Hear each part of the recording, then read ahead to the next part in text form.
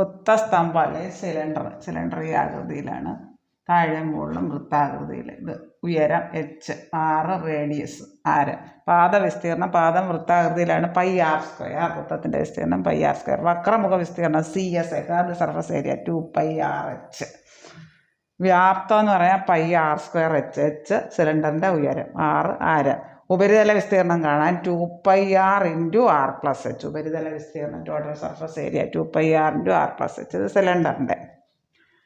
ഇനി വൃത്തസ്തൂപിക അല്ലെങ്കിൽ കോണ്. ഇത് സ്ലാൻഡ് ഹൈറ്റ് എന്ന് പറയും. പാർശ്വോന്നതി L.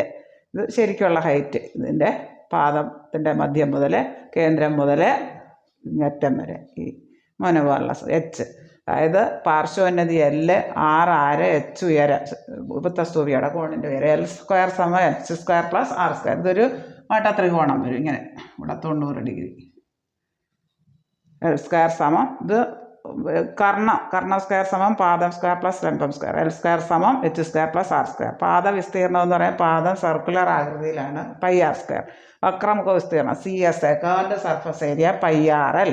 വ്യാപ്തം എന്ന് പറഞ്ഞാൽ വ്യാപ്തം ഇതിൻ്റെ 1/3 πr²h. വ്യാപ്തം 1/3 πr²h. ഇത് ഉപരിതല വിസ്തീർണം എന്ന് പറയാൻ πrl-ഉം πr². പാദവിസ്തീർണവും ഇത് രണ്ടും കൂടെ കൂട്ടുക. വക്രമുഖ വിസ്തീർണം കൂടെ കൂട്ടുക. πr കോമൺ ആയിട്ട് എടുത്തു കഴിഞ്ഞാൽ πr × L + r. ഇത് ഫോർമുലാസ് ഓർത്തിരിക്കുക. കോണ്